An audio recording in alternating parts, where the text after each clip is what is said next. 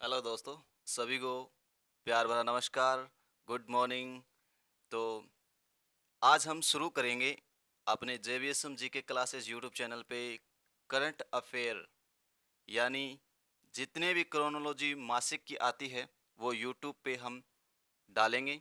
और शुरुआत करते हैं आज से ही, क्योंकि हमने पहले ऐसा क्रोनोलॉजी के माध्यम से करंट अफेयर या सीधा करंट अफेयर कराने का प्रयास नहीं किया था। अब हम एक प्रयास कर रहे हैं जिसके माध्यम से हम करंट अफेयर के इश्यूज को जानेंगे और अध्ययन करेंगे।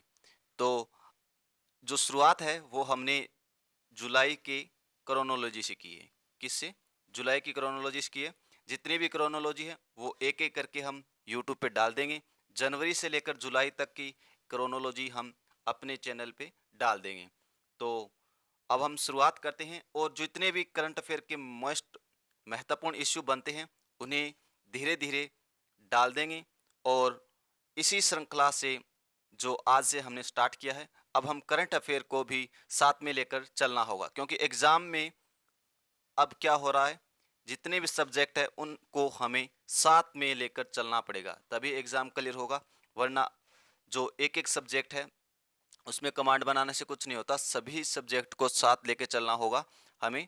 तो अब हम जो शुरुआत करते हैं वो करते हैं क्रोनोलॉजी से, और हमने जुलाई की क्रोनोलॉजी से स्टार्ट किया है। और आपको मैं बता दूं कि इसमें जो अब हम शुरुआत करेंगे वो थोड़ा सा मैं आपको सही तरीके से दिखाता हूँ। अब देखिए यहाँ पे अब आपको दिखाई दे रहा है अंतर्राष्ट्रीय क्रोनोलॉजी, यानी जो ये इसमें जो अपने लिए महत्वपूर्ण बनते हैं। इसमें क्या दे रखा है, हमें तीन प्रकार से पढ़ना होगा। एक तो पढ़ना होगा हमें अंतर्राष्ट्रीय परिदृश्य, एक क्या पढ़ना पड़ता है हमें, अंतर्राष्ट्रीय परिदृश्य होता है। और दो नंबर पे होता है राष्ट्रीय परिदृश्य, दो नंबर पे क्या होता है, राष्ट्रीय परिदृश्य। और तीन पे पढ़ते हैं हम जो अपने राज्य का होता है, उसमें राज्य के कारण परिदृश्य का मतलब होता है घटना, यानी अंतर्राष्ट्रीय लेवल पे कौन सी घटनाएं हो रही है वो अध्ययन करना होता है। फिर राष्ट्रीय स्तर पे कौन सी घटनाएं हैं वो पढ़ेंगे। उसके बाद जो पढ़ेंगे वो पढ़ेंगे हम कि अपने राज्य में क्या चल रहा है, यानी अपने राज्य में क्या चल रहा है। ये तीन प्रकार से घटनाएं पढ़ेंगे। तो आज जो हम अध्ययन करेंगे वो करेंगे मोस्टली अंतर्राष्ट्रीय अध्ययन। तो आज हम जो इस वीडियो के माध्यम से अध्ययन करेंगे वो केवल केवल अंतर्राष्ट्रीय परिदृश्य पे चर्चा करेंगे। नेक्स्ट वाली वीडियो में करेंगे राष्ट्रीय परिदृश्य पे चर्चा। तो परिदृश्य का मतलब घटना, सीखते जाना है बस धीरे धीरे, और ये प्रयास हमारा जारी रहेगा। तो अभी यहाँ पे आपको दिखाई दे रहा है एक नाम, जो हेडलाइटिंग पे,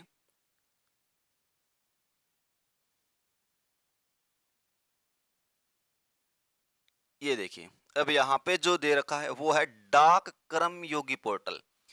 भाई यहाँ से आपको क्वेश्चन देखने को मिल सकता है, पहली फर्स्ट पे पहला ही वार क्वेश्चन, मोस्ट इंपॉर्टेंट क्वेश्चन। इसमें क्या दे रखा है, डाक कर्मयोगी पोर्टल। अब ये पूछेगा आपसे, पोर्टल पूछ सकता है, एक पोर्टल एग्जाम में हमें करंट अफेयर के माध्यम से देखने को मिलता है। तो आपको क्या करना है, डाक कर्मयोगी पोर्टल याद रखना है कि संचार, रेल, इलेक्ट्रॉनिक और आईटी मंत्री अश्विनी वैष्णव। अब यहां से देखिए जो अश्विनी वैष्णव नाम आया है, इनका नाम आते ही आपको दिमाग में हो जाना चाहिए कि ये रेल मंत्री है, अपने संचार मंत्री है, इलेक्ट्रॉनिक और आईटी मंत्री है। कौन? अश्विनी वैष्णव। तो करंट अफेयर का ये भी क्वेश्चन हमें याद होना चाहिए। और इसके साथ देखिए संचार राज्य देव सिंह चौहान ने इंडिया हेबिटेट सेंटर के स्टीन ऑथोरियम में आयोजित एक समारोह में डाक विभाग, किसके, डाक विभाग के एक लर्निंग पोर्ट, जो ई लर्निंग पोर्टल, क्या, ई लर्निंग पोर्टल शुरुआत की है। अब आपको याद रखना है कि ये किसके लिए किया गया, कर्मयोगी। तो ये डाक विभाग के लिए एक ई लर्निंग पोर्टल की शुरुआत की गई है, जिसको अपने जो हम डाक है एक जिसके माध्यम से, किसके माध्यम से, पोर्टल के माध्यम से भेज सकते हैं, डाक कर्मयोगी के नाम से है। और अब इसके साथ साथ आपको क्या याद रखना है कि रेल मंत्री अपने कौन है, संचार मंत्री, इलेक्ट्रॉनिक, इसका संबंध क्यों है, क्योंकि इसका मतलब किससे, संचार से है। किससे, संचार से। तो ये आपको साथ साथ में याद रख लेना है, बस ये इतनी ही बात है। अब मैं नेक्स्ट आगे बढ़ता हूं। अब ये एक पृष्ठ है जो मैं आपको थोड़ा सा पूरा दिखा देता हूँ। यहाँ पे ये पृष्ठ होता है, इसमें क्या होता है कि जो क्रोनोलॉजी आती है उसका मेन पृष्ठ होता है, जो मोस्टली क्वेश्चन जो एक सार होता है वो एक पृष्ठ पे दिया होता है। तो अब हम इसको अध्ययन कर लेते हैं, इसमें सारे के सारे आ जाएंगे, फिर होगा आगे नेक्स्ट स्टार्ट। तो यहाँ पे देखिए क्या दिया हुआ है। यहाँ पे दे रखा है राष्ट्रीय सांख्यिकी दिवस। कौन सा? राष्ट्रीय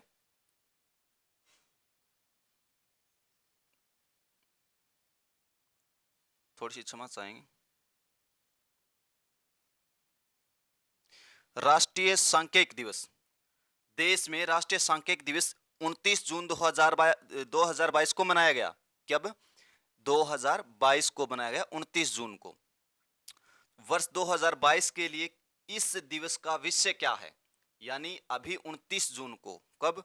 29 जून को ये जो दिवस बनाया गया है, 29 जून को ये दिवस बनाया गया, इस दिवस का मतलब क्या है? ये पूछा गया है सीधा सा प्रश्न। तो आपको क्या करना है, बस याद रखना है कि इसका मतलब है सतत विकास के आंकड़े। क्या मतलब है इसका? सतत विकास के आंकड़े। नेक्स्ट आगे बढ़ता हूं। अब देखिए जो प्रश्न दे रखा है उस पर चर्चा करते हैं। क्या दिया हुआ है देखिए, अंतरराष्ट्रीय टेनिस हॉल, अंतरराष्ट्रीय टेनिस हॉल ऑफ फेम और अंतरराष्ट्रीय टेनिस संघ, अंतरराष्ट्रीय टेनिस हॉल ऑफ फेम और अंतरराष्ट्रीय टेनिस संघ द्वारा किसे वर्ष 2021 के गोल्ड अचीवमेंट पुरस्कार से 25 जून 2022 को सम्मानित किया गया है? आपको याद रखना है। तो जो सम्मानित करने वाले हैं उनका नाम क्या है? जो सम्मानित हुए हैं विजय अमृतराज, उनका नाम क्या है? विजय अमृतराज। तो नेक्स्ट पर्सन क्या है अपना, देखिए।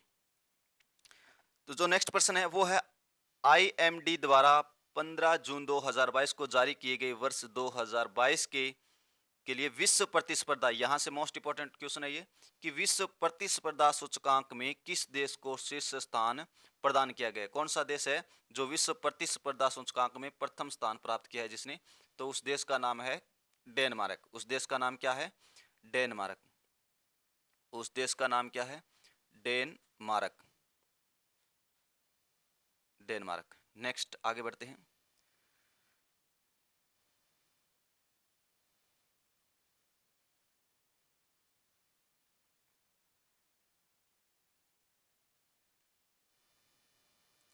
अरबपति कारोबारी और सापुरजी पालोनजी समूह के प्रमुख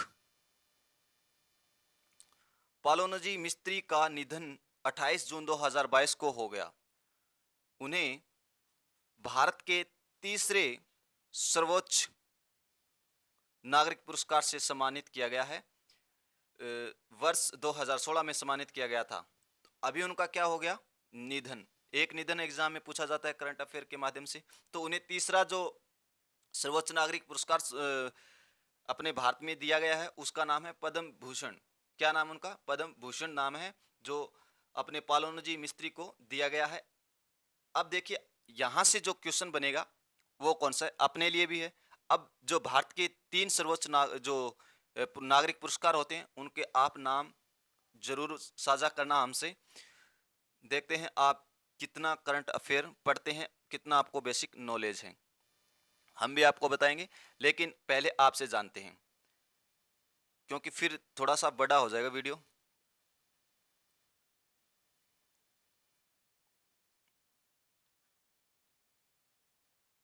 नेक्स्ट पर्सन देखिए, भारतीय युवाओं के लिए सशस्त्र बलों में सेवा के लिए किया गया आकर्षक भर्ती योजना को केंद्रीय मंत्रिमंडल ने 14 जून 2022 को मंजूरी दी है।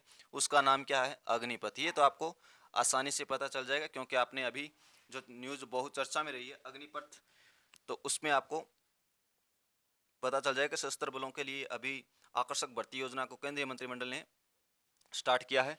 नेक्स्ट पर्सन देखते हैं, असम के असम के कामाख्या मंदिर में किस प्रसिद्ध 4 दिवसीय मेले का आयोजन किया गया है? ये प्रश्न बहुत मोस्ट इंपॉर्टेंट है। अभी राजस्थान पुलिस में जो क्वेश्चंस पूछे गए थे वो ऐसे क्वेश्चन आए थे कि कौन से राज्य का जो मंदिर कहाँ पे है, मेला कौन से जो अपना आता है, हाँ राज्य, तो उस राज्य में पूछा गया था कि इस राज्य का ये अंबुबाची जो मेला है ये किस राज्य से संबंधित है, इस प्रकार से जो महत्वपूर्ण जो प्रश्न थे वो बने थे। तो अदर राज्य के भी क्या मेले, मंदिर पूछ लिए जाते हैं, तो ये आपको पता होना चाहिए। तो इसके बारे में थोड़ा सा हम अध्ययन करते हैं। असम, जिसकी राजधानी दिसपुर है, और कामाख्या मंदिर जो असम में पड़ता है। अभी आपको इस ये साथ में चीज इस चीज को पढ़ना है इस प्रकार से कि असम, असम कामाख्या मंदिर में, कामाख्या मंदिर कहाँ है, असम में। किस प्रसिद्ध 4 दिवसीय मेले का आयोजन 22 से 26 जून 2022 को किया गया है, तो उसका नाम है अंबुबाची मेला। क्या नाम है, अंबुबाची मेला, उसका नाम क्या है, अंबुबाची मेला। नेक्स्ट प्रश्न देखते हैं। अंतर्राष्ट्रीय भारोत्तोलन महासंघ द्वारा किसे संगठन के अध्यक्ष के रूप में 25 जून 2022 को चुना गया है, किसे चुना गया है ये जानते हैं। तो उनका नाम है मोहम्मद जलूद। क्या नाम है, मोहम्मद जलूद। एक बार थोड़ा सा अध्ययन कर लेते हैं डीपली से, क्योंकि अभी फर्स्ट टाइम है तो थोड़ा सा टाइम लगेगा, क्योंकि ये जो हमने यूज नहीं किया इस प्रकार से रिकॉर्डिंग वीडियो, थोड़ा सा प्रयास हमारा रहेगा। तो नेक्स्ट प्रश्न है, ब्रिटेन के किस बायोमेडिकल छात्र को सौंदर्य प्रतियोगिता मिस इंडिया वर्ल्ड वाइड 2022 का विजेता 24 जून 2022 को घोषित किया गया? खुशी पटेल को किया गया। किसे किया गया है, खुशी पटेल को किया गया है। क्या किया गया खुशी जो पटेल को, कि ब्रिटेन के किस बायोमेडिकल छात्र को, ब्रिटेन की किस बायोमेडिकल छात्रा को, छात्रा ये थोड़ा ध्यान से पढ़ना, छात्रा को सौंदर्य प्रतियोगिता में मिस इंडिया वर्ल्ड वाइड 2022 का विजेता 24 जून 2022 को किया गया, उसका नाम है खुशी पटेल। छात्रा है कहाँ की, ब्रिटेन के बायोमेडिकल की। नेक्स्ट प्रश्न देखते हैं, निर्माण मिश्रकों के कौशल को और बेहतर करने के लिए किस राष्ट्रीय का शुभारंभ 20 जून 2022 को किया गया है, उसका नाम है निपुण। उसका नाम क्या है, निपुण।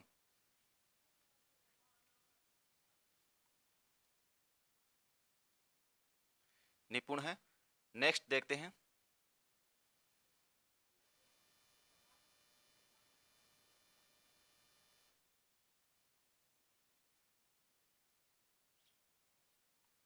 नेक्स्ट प्रश्न क्या है, पशुओं, मनुष्यों और पर्यावरण संबंधी स्वास्थ्य की चुनौतियों का मुकाबला करने के लिए किस पहल को प्रायोगिक और तौर पर बेंगलुरु में 28 जून 2022 को लॉन्च किया गया है? तो जो लॉन्च किया गया है वो किया गया है वन हेल्थ। क्या है वन हेल्थ, इसके बारे में थोड़ा सा जानते हैं। देखिए, पशुओं और मनुष्यों के लिए, किसके लिए, पशुओं, मनुष्य और पर्यावरण से संबंधित स्वास्थ्य की चुनौतियों का मुकाबला करने के लिए किस पहल को प्रायोगिक तौर पर बेंगलुरु में, कहाँ पे, बेंगलुरु में, थोड़ा सा ध्यान से पढ़ना है इन चीजों को भाई, कहाँ पे, बेंगलुरु में, बेंगलुरु में 28 जून को किया गया। किस किस के लिए, थोड़ा सा देखिए, पशुओं, मनुष्य और पर्यावरण के लिए बेंगलुरु में क्या किया गया है, एक पहल की शुरुआत की गई है प्रायोगिक की। तो वो जो पहल है उस पहल का नाम है वन हेल्थ। उस पहल का नाम क्या है, वन हेल्थ। उस पहल का नाम है वन हेल्थ, वन हेल्थ। ये क्वेश्चन हमने अभी अध्ययन किया यहाँ पे। नेक्स्ट प्रश्न यहाँ से स्टार्ट करते हैं।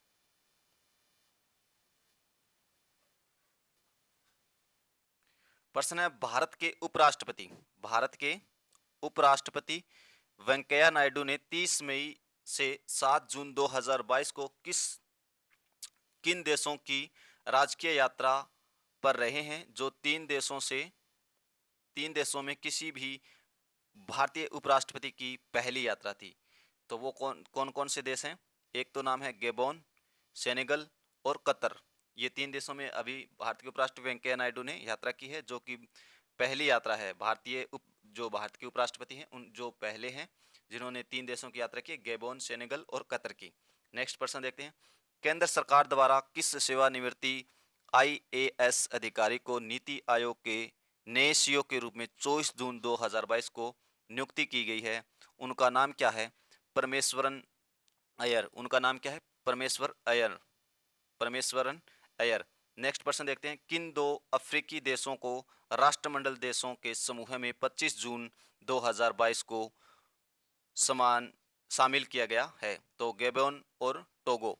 नेक्स्ट प्रश्न, वर्ष 1986 बैच के किस IRS अधिकारी को केंद्रीय प्रत्यक्ष कर बोर्ड के अध्यक्ष के रूप में जून 2022 में नियुक्त किया गया है? उनका नाम है नितिन गुप्ता। नेक्स्ट पर्सन, वर्ष 2023 का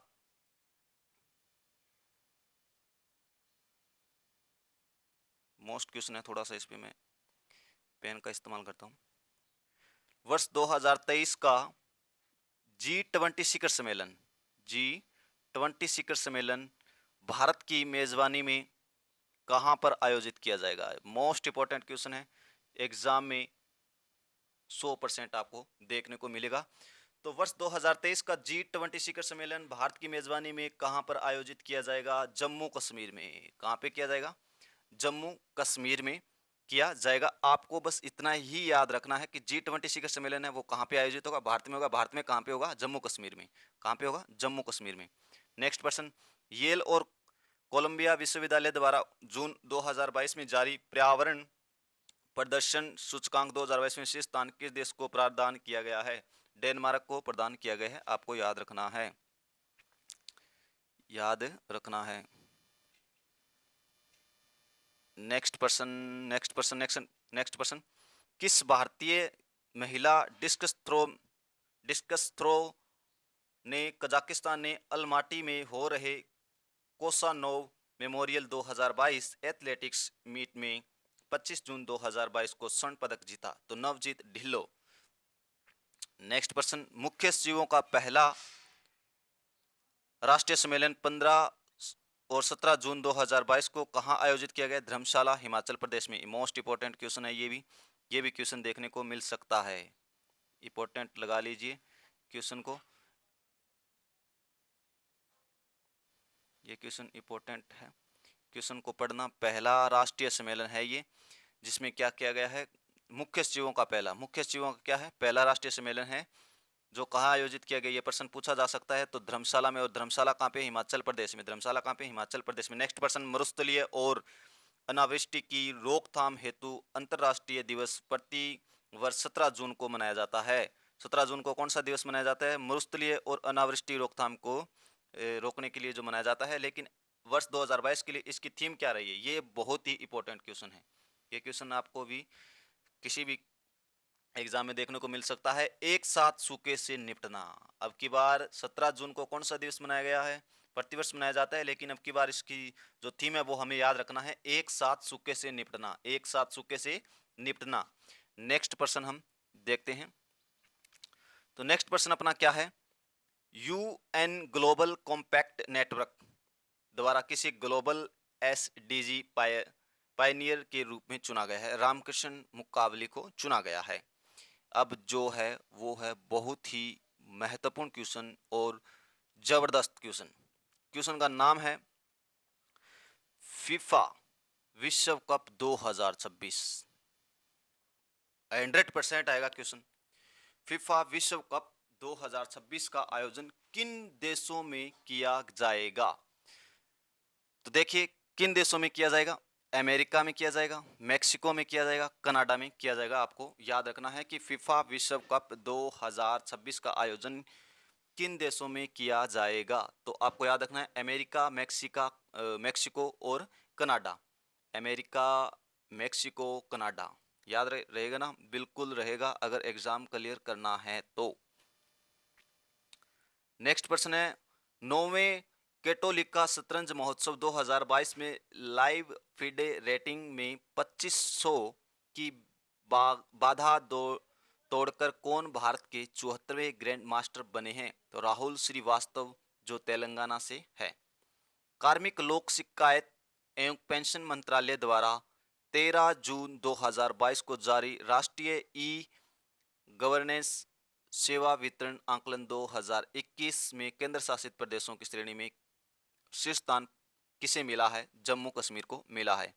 कोरू फ्रेंच गुआना दक्षिणी अमेरिका के जो ये शहर है में से 23 जून 2022 को प्रक्षेपित G-SAT-24 की पूरी क्षमता के उपयोग की करने की स्वीकृति किस कंपनी को दी गई है? टाटा प्ले को दी गई है।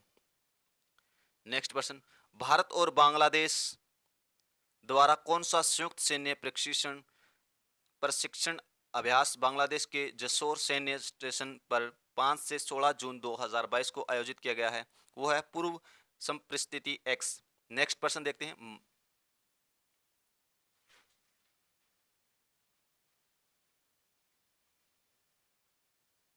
ये हमने अभी अध्ययन कर लिया। अब हम यहाँ पे देखते हैं, ये क्वेश्चन देखते हैं। माल्टा, मोजाम्बिक और स्विट्जरलैंड के अलावा अन्य किन देशों को संयुक्त राष्ट्र सुरक्षा परिषद में 2 वर्ष के कार्यकाल के लिए अस्थायी सदस्य के रूप में 9 जून 2022 को चुना गया है? इक्वाडोर और जापान। इन क्वेश्चनों को क्या है, एक बार रीड करना, क्योंकि मेन फर्स्ट में जो पूरा जो क्रोनोलॉजी होती है उसका सार दिया होता है, तो उसको एक बार हम अध्ययन कर रहे हैं। इसमें क्या है, राष्ट्रीय अंतर्राष्ट्रीय सारे जो महत्वपूर्ण क्वेश्चन है उनका एक सार दिया होता है, वो अभी हम अध्ययन कर रहे हैं। तो इसमें क्या दे रखा है, कार्य कौन से हैं? संयुक्त राष्ट्र सुरक्षा परिषद के 2 वर्ष कार्यकाल के लिए अस्थायी सदस्यों के रूप में चुना गया है, वो है इक्वाडोर और जापान को। इक्वाडोर और जापान को। उसके बाद हम जो है वो जीके के भी कुछ इसमें कवर करने का प्रयास करेंगे, जिस प्रकार से इनकी राजधानी है, इनकी मुद्रा है, ये क्वेश्चन पूछ लिए जाते हैं। तो एक बार क्या है, इस प्रश्न को कंप्लीटली अध्ययन कर लेते हैं, उसके बाद हम धीरे धीरे अपनी स्टेमिना को बढ़ाएंगे। अब देखिए नेक्स्ट प्रश्न क्या है। पेरिस फ्रांस में, फ्रांस की राजधानी है पेरिस। पेरिस के राला गेरो में 22 मई से 5 जून 2022 को आयोजित 126वीं फ्रेंच ओपन टेनिस पुरुषों का एकल खिताब किसने हासिल किया है? तो वो क्या, राफेल नडाल ने। अब देखिए यहां से प्रश्न बनता है अपने लिए कि राफेल नडाल है वो किस देश से संबंधित है? स्पेन से। राफेल नडाल किस खेल से संबंधित है? टेनिस से। अब देखिए पुरुषों का जो एकल किताब है टेनिस में, वो किसने हासिल किया 126वां? वो राफेल नडाल ने किया है। कौन से नंबर का था? 126 नंबर का था। कौन से नंबर का था? 126 नंबर का था। ये आपको याद रखना है। अब नेक्स्ट प्रश्न देखिए। 17वें मुंबई अंतर्राष्ट्रीय फिल्म महोत्सव, अंतर्राष्ट्रीय फिल्म महोत्सव कहाँ होता है? मुंबई में। अब किस वर्ष वृत्तचित्र को स्वर्ण शंख पुरस्कार किससे प्रदान किया गया है?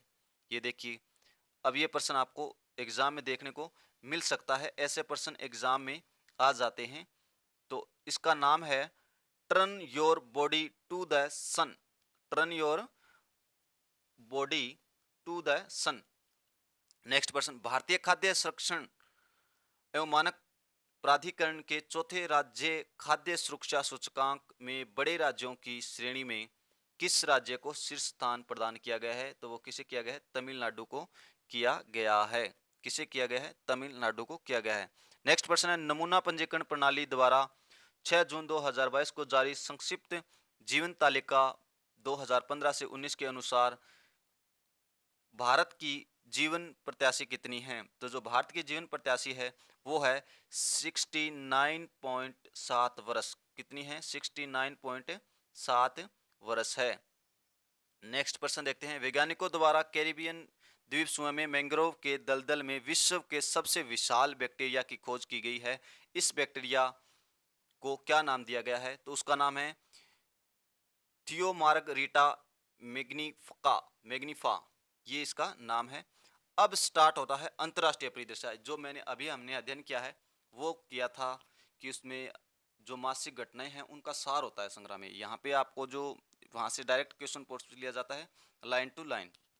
अब अंतरराष्ट्रीय परिदृश्य पे चर्चा करते हैं। इसके थोड़ा सा जो अपना फर्स्ट दिन है तो इसलिए आप बोर मत होना, और बोर कोई ऐसी बात नहीं है, क्योंकि एग्ज़ाम क्लियर करना है तो आपको पढ़ना पड़ेगा। चाहे वो आप किसी भी यूट्यूब चैनल पे पढ़ें, वो आपकी मर्जी है, लेकिन आपको पढ़ना ज़रूर पड़ेगा। तो मैं आपको थोड़ा सा यहाँ पे फास्टली पढ़ के दिखा देता हूँ, सुनाता हूँ, ताकि आपको पहले पढ़ने का तरीका होना। ये जो दिया होता है ये पढ़ो पहले। अंतर्राष्ट्रीय परिदृश्य में क्या होता है कि आप किसी भी क्रोनोलॉजी में पढ़ते हो तब आप पहले इनको अध्ययन करो, फिर आपको इनके जो पूरा विस्तार दिया होता है, विवरण दिया होता है, उसको पढ़ना चाहिए। तो पहले क्या दे रखा है?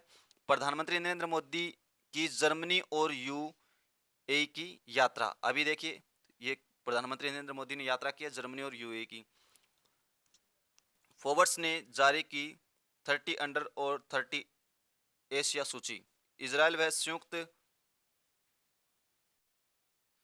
तो अभी जो हम देख रहे थे वो देखिए, एक एक लाइन टू लाइन अध्ययन करते हैं। फोर्ब्स ने जारी की 30 अंडर और 30 एशिया सूची। इजराइल व संयुक्त अरब अमीरात के मध्य मुक्त व्यापार समझौता। भारत के उपराष्ट्रपति की 3 देशों की यात्रा, अभी हमने पीछे पढ़ के आए थे। भारत और कनाडा ने जलवायु कार्रवाई के समझौते पर हस्ताक्षर किए। पर्यावरण प्रदर्शन सूचकांक 2022। सुरक्षा परिषद के 5 नए अस्थायी सदस्यों का चुनाव। अब इस साइड के करते हैं। संयुक्त राष्ट्र में बहुभाषावाद पर प्रसारित पारित। महारानी एलिजाबेथ द्वितीय बनी विश्व की दूसरी सबसे लंबे समय तक राजगद्दी संभालने वाली शासिका। ब्रिक्स शिखर सम्मेलन 2022। हमादा अंतर्राष्ट्रीय एयरपोर्ट विश्व का सर्वश्रेष्ठ हवाई अड्डा घोषित किया गया। विश्व प्रतिस्पर्धा सूचकांक 2022। 19वीं सांग्री लो वार्ता। तो ये अभी इनका विवरण दिया गया है जिसको हम अध्ययन करते हैं एक एक करके। अब देखिए यहाँ पे देखिए जो प्रश्न बनेंगे अपने लिए वो देखिए।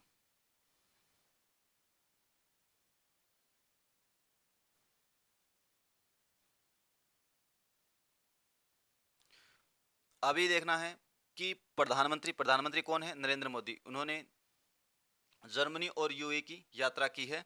अब ये जो यात्रा की है वो यूरोप महाद्वीप के ये जो राष्ट्र पड़ते हैं, जर्मनी और यूएई, खाड़ी देश, संयुक्त अरब अमीरात। अभी यहाँ पे जो जून के महीने में यात्रा की गई है, प्रधानमंत्री ने जर्मनी की ये 5वीं बार यात्रा की है। कौन सी बार की है? 5वीं बार यात्रा की। इससे पहले वह जर्मनी के दौरे पे गए हुए थे। कब कब? 2015 में, 17 में और 2018 में। 17 में 2 बार गए थे। तो ये आपको याद रखना। मोस्टली जो याद रखना है वो प्रधानमंत्री ने अभी जर्मनी और यूए की यात्रा की है। कौन सी बार? 5वीं बार यात्रा की है ये आपको याद रखना है। G20 शिखर सम्मेलन में भाग लेना है। प्रधानमंत्री को 3 दिवसीय यात्रा का मुख्य उद्देश्य है जो G20 शिखर सम्मेलन में भाग लेने के लिए यात्रा की है। तो यहाँ से ये आपको बस मोस्टली इतना ही याद रखना है। अब मैं आपको बताता हूँ आपको क्या रीड करना है।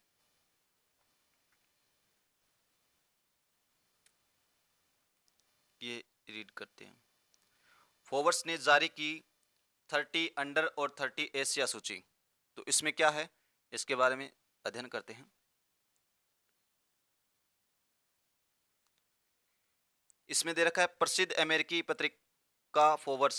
ये क्या है? अमेरिका एक पत्रिका है फोर्ब्स। इसने 30 अंडर और 30 एशिया में सूची जारी की है। इस सूची में इसका 7वां संस्करण है और इस सूची में भारत शीर्ष पे है। फोर्ब्स द्वारा जारी की गई अंतिम सूची में कुल 22 देशों में से भारत 61 सदस्यों के साथ सूची में सबसे ऊपर रहा है। तो आपको याद रखना है ये प्रश्न इस प्रकार से पूछा जाएगा कि फोर्ब्स ने जारी की 30 अंडर और 30 एशिया सूची में शीर्ष स्थान किसने प्राप्त किया है? तो आपको याद रखना है अपने भारत ने शीर्ष स्थान प्राप्त किया है 61 सदस्यों के साथ। नेक्स्ट प्रश्न देखते हैं। इसके बाद सिंगापुर ने 34वां, जापान 33 नंबर पे, ऑस्ट्रेलिया 32, इंडोनेशिया 30 और चीन 28वां स्थान प्राप्त किया है। इस तरह दक्षिण पूर्व जो एशिया के 19 लोगों ने इसमें स्थान हासिल किया है। तो ये आपको याद रख लेना है बस। अब देखिए जो प्रश्न है वो यहाँ से, अब ज़्यादा समय नहीं लगेगा क्योंकि पहले तो हमने जो एक सार पढ़ा था, अब हम देखते हैं कि इजराइल संयुक्त अमीरात के मध्य मुक्त व्यापार समझौता। अब इजराइल और संयुक्त अरब अमीरात के बीच जो समझौता हुआ है, मुक्त व्यापार समझौता, उस पर डिटेल करते हैं। हस्ताक्षर कर दिए गए हैं।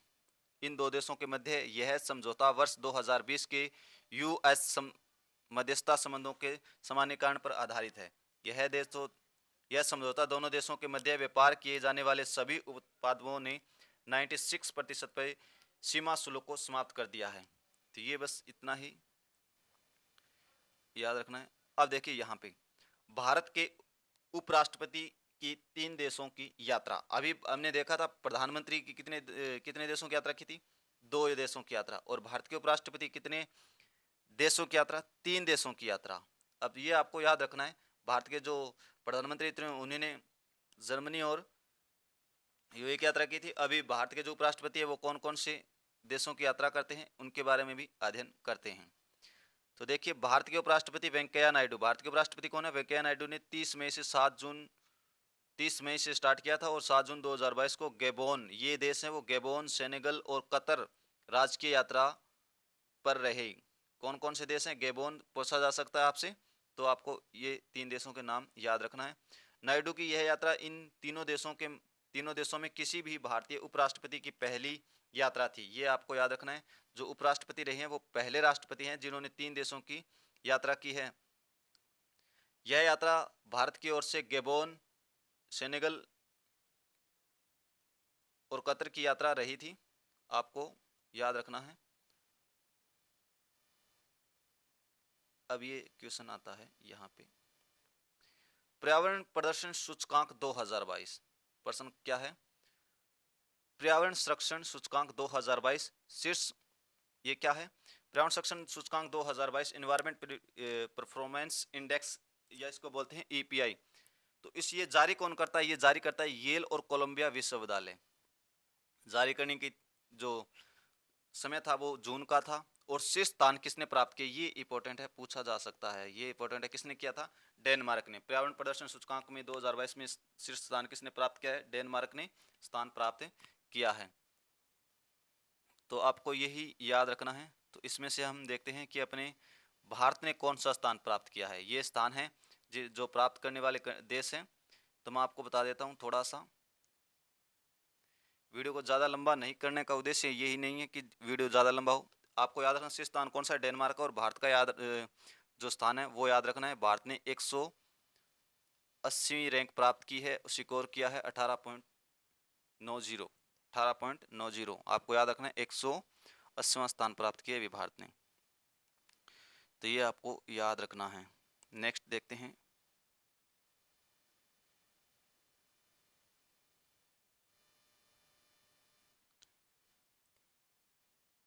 नेक्स्ट क्या है?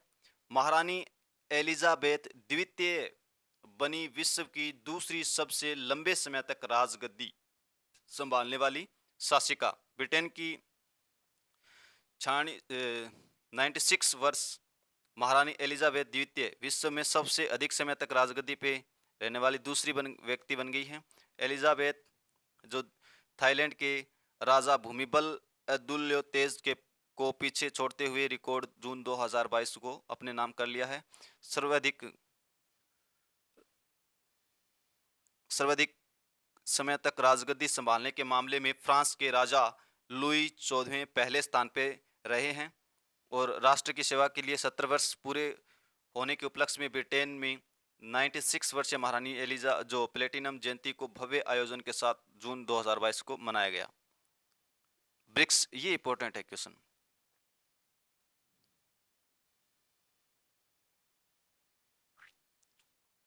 ब्रिक्स शिखर सम्मेलन 2022 ये कौन से नंबर का है? 14वें नंबर का है, ये याद रखना है। आयोजन इसकी चीन की अध्यक्षता में वर्चुअल मोड पे आयोजित किया गया था।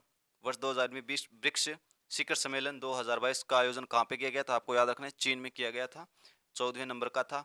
और ये जो प्रश्न है यहाँ से इस प्रकार से प्रश्न ही देखने को मिलते हैं। अब थोड़ा सा रीड करते हैं, यहाँ पे देखते हैं क्या क्या इंपॉर्टेंट है। तो इस शिखर सम्मेलन में चीन के जो राष्ट्रपति थे वो थे शी जिनपिंग। चीन के राष्ट्रपति कौन थे? Xi Jinping. ये इस प्रकार से क्वेश्चन पूछ लिए जाते हैं, विदेशों के राष्ट्रपति पूछ लिए जाते हैं वर्तमान के।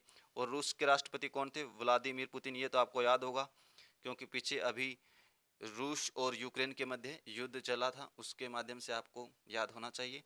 जो चर्चित देश होते हैं उन पे उसका राष्ट्रपति पूछ लिया जाता है या फिर उससे संबंधित और भी क्वेश्चंस पूछ लिए जाते हैं। भारत के आपको प्रधानमंत्री नरेंद्र मोदी के बारे में पता है। दक्षिण अफ्रीका के राष्ट्रपति जो सिरिल रामाफोसा है और ब्राजील के राष्ट्रपति जायर बोलोसनारो है। एक साथ भाग लिया था इन्होंने किसमें?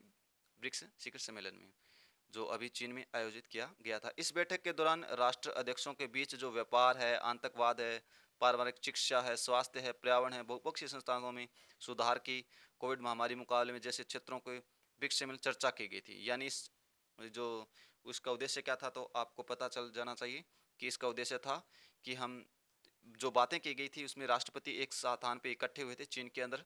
तो उनमें आतंकवाद पे टॉपिक पे बात की गई थी, चिकित्सा, स्वास्थ्य, पर्यावरण, ये इन टॉपिकों पे बात की गई थी। तो आपको याद रख लेना है। अब हम देखते हैं शिखर सम्मेलन में पूर्व चीन के ब्रिक्स विदेश मंत्रियों की बैठक के बाद राष्ट्रीय सुरक्षा सलाहकारों की बैठक सहित कई प्रारंभिक बैठकों में आयोजित किया गया। भारत के जो NSA है वो अजीत डोभाल ने वीडियो लिंक के जरिए ब्रिक्स में शीर्ष सुरक्षा अधिकारियों की बैठक में 22 जून 2022 को भाग लिया था। इस सम्मेलन के दौरान 24 जून 2022 को वैश्विक विकास स्तर पर उच्च स्तरीय संवाद का आयोजन किया गया था।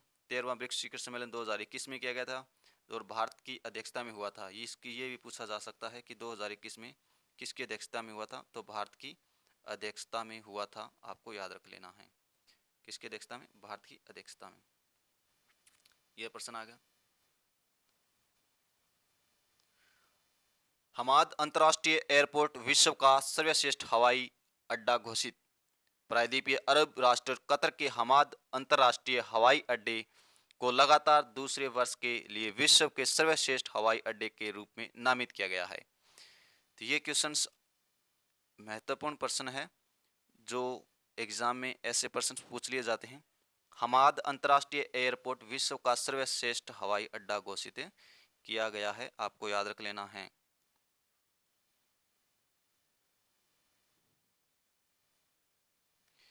तो ये जो इतना महत्वपूर्ण था कि जितना मैंने बता दिया याद रखने के लिए।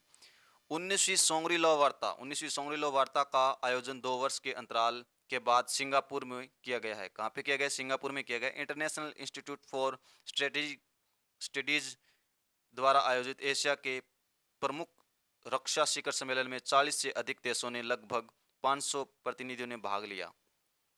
ये सोंगरी लॉ वार्ता का उद्घाटन जापान के प्रधानमंत्री फूमियो किशिदा द्वारा 10 जून 2022 को किया गया। जापान के प्रधानमंत्री कौन है? Romeo Fumio. तो ये आपको याद रखना है कि इस वर्ष 2014 के बाद ये शिखर सम्मेलन में बोलने वाले जापान के पहले प्रधानमंत्री हैं।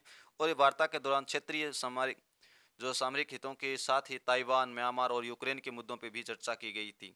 इस डायलॉग को यूक्रेन के राष्ट्रपति वोलोदिमीर जेलेंस्की ने भी 11 जून 2022 को वर्चुअली संबोधित किया था। तो आज का जो ये अपना अंतर्राष्ट्रीय परिदृश्य है वो कंप्लीट होता हुआ, तो वीडियो काफ़ी लंबा हो गया है। तो अभी इसी के साथ जय हिंद, वंदे मातरम, इनकलाब जिंदाबाद।